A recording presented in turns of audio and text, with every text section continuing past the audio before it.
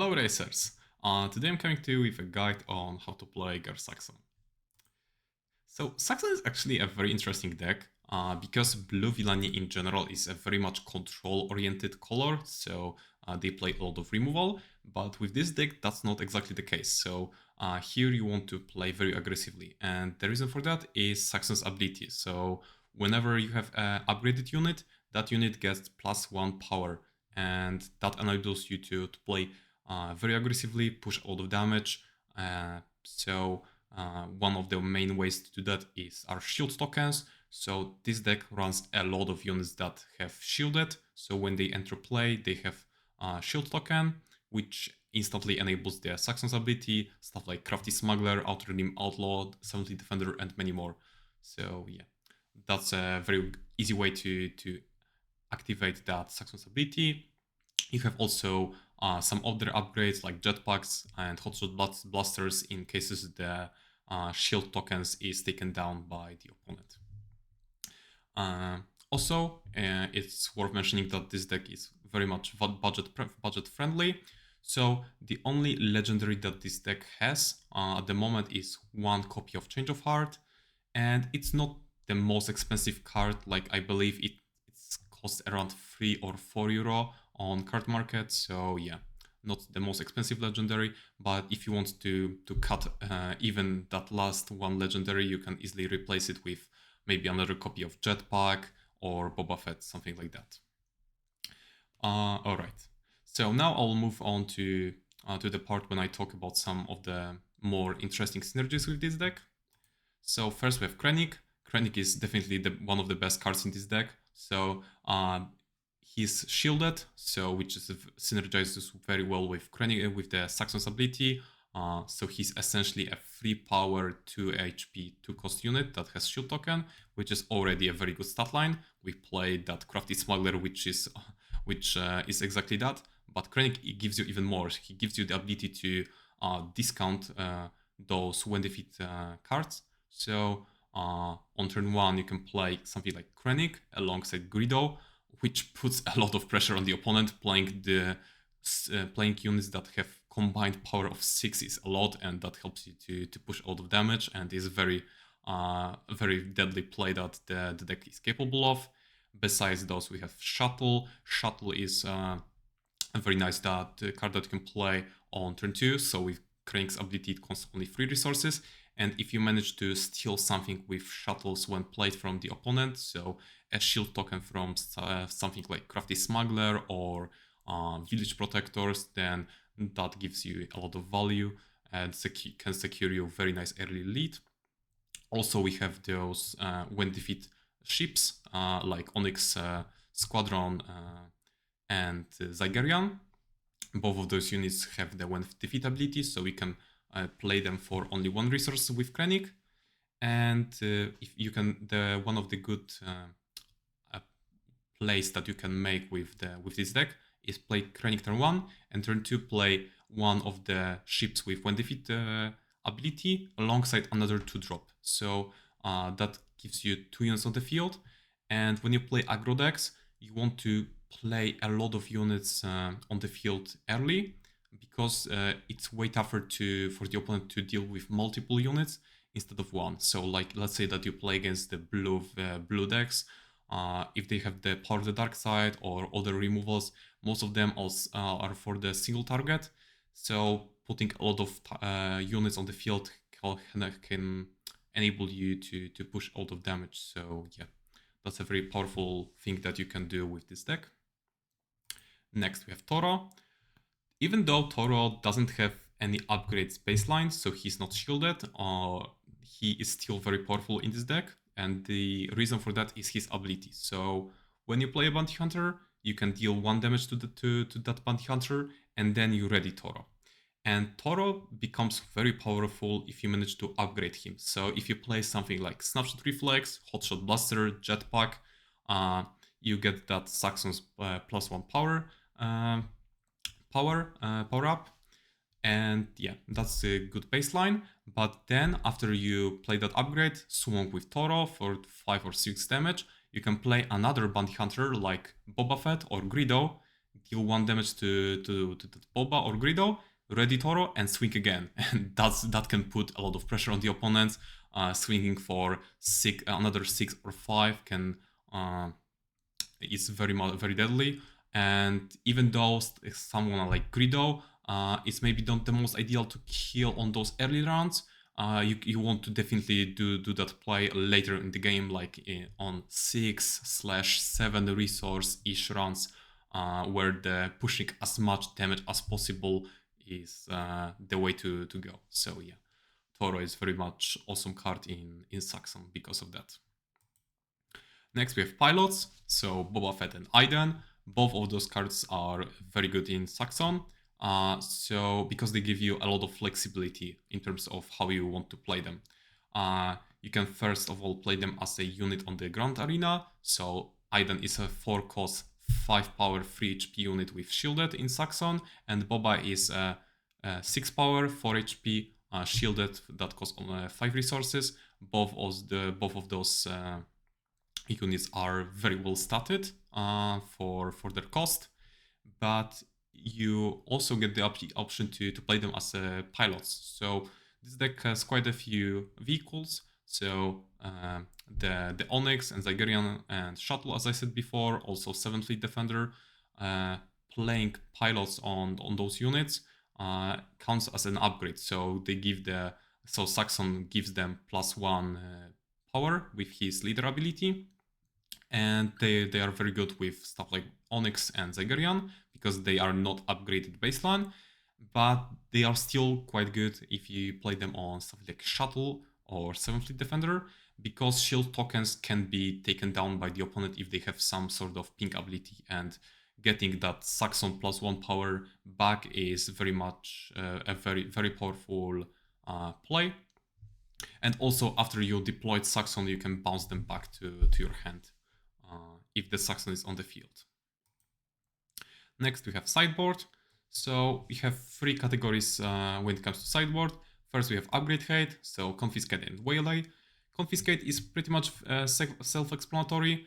Saxon doesn't really run that much removal in main deck, so having access to something like Confiscate to get rid of Darksabers, General's Blades, and all those pesky upgrades is a very nice way to deal with that. Waylay is similar in that sense.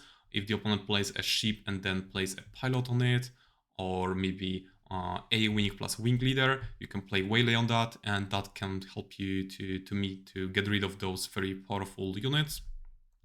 Waylay also gets the flexibility of getting rid of some bigger threats, some stuff like Sentinels. If you play against decks that have Obi-Wan, for instance, getting rid of those units can help you to close the game. Then we have anti-control-y cards, so Lurking TIE Phantom and Bazine. Lurking TIE Phantom has been historically quite good card against blue control-y decks, and Saxon actually struggles against those to some degree because blue removal in general can dodge the shield tokens. So they say something like stuff like Takedown, Fell the Dragon. All those cards can bypass shield tokens, so they are quite effective at getting rid of your units. And Lurking TIE Phantom can get around that because there is way less removal that can handle him. And in Saxon especially, because you have access to so many upgrades, if you manage to play something like Boba or Iden as a pilot on that Lurker, then Lurker is no longer vulnerable to perilous position or make an opening, and there is very little that the opponent can do to get rid of that Lurking TIE Phantom, and he can single-handedly win you the game. Besides Lurker, against Control, we have Bazine. Bazine is costs only 2, but she's not turn 1 play in most cases, unless you want to get rid of the ramp if you play against green villainy. But the way how you're supposed to play her is later in the game, so around 6-7-ish resources. You can play her from Smuggle or from hand, depending on the situation, and get rid of those late game cards that the opponent has, so stuff like Avengers, Snokes, Lukes, all of those very powerful late game tools that a lot of the control decks have access to. So having Bazin to get rid of them is a nice way to mitigate them. There is also a third copy of Shuttle. So main deck we have 2 copies, and the third one is in Sideboard.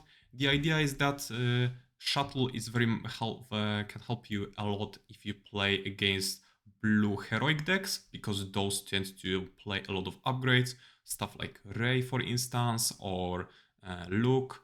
Basically, those decks have a lot of shield tokens and experience tokens, and if you manage to steal one of those with shuttles when played or when defeat, that's a lot of value. So yeah, third copy of Shuttle really comes in handy in those decks, in those matchups. Now I'll talk about cards that are worth considering. So we have Val. Basically all those 5 cards I think are quite good in the deck, but I just couldn't find space. But depending on the meta, I can see maybe trying to fit them into deck. So we have Val. Val is quite a risky card, so she really she synergizes very well with Krennic. You can play Krennic turn 1, turn 2 play Val alongside another 2-drop, which is very powerful play because you get that discount with Krennic. But she's very risky because if your opponent gets the can kill her and gets a lot of value with that when defeat ability, with that, not when defeat, with the bounty of her, then she can put you behind. But on the other hand, if you manage to mitigate that bounty with your shield tokens and stuff like that, and get those experience tokens, then she can feel incredible. In my eyes, she's a little bit too unreliable to run her, but I can see definitely world where you want to play her. Next we have Elite P38. So P38 is another when defeat unit, which synergizes very well with Krennic. P38 is the type of unit that you want to run if you're expecting a lot of 1 HP units or shield tokens. So the when played ability gives you access to, and when defeat access, it gives you access to ping those units. And yeah, if you manage to kill something with P38, he is a very powerful card. But if you don't, he becomes a little bit underwhelming. So that's why I don't run him. But yeah, if you're expecting to see a lot of units that are vulnerable to that ping, then definitely try running P38. Next we have Client. Client is a powerful free drop that you can run in Saxon. Personally, I like Toro a little bit more than Client, but I can definitely see a world where you want to swap Client for Toro. He also has the ability, the ability to tap a Client to give a bounty to a unit, and that can help you if you play against some other aggro decks where the heal comes in handy, because 5 HP is a lot. Next we have No Glory. No Glory is a very powerful removal. It especially is good against the units that have 1 defeat abilities, so stuff like K2s, Obi-Wans, and others. No Glory is very, very powerful against those, because you get the when defeat trigger on your side. So if you kill K2, you get to deal either 3 damage to the opponent's base or discard one of their cards, and that's a lot of value, because not only you get that when defeat value, but the opponent didn't got it. So yeah, it's a very powerful swing. So yeah, if you're expecting a lot of the when defeats abilities, then you can definitely run No Glory.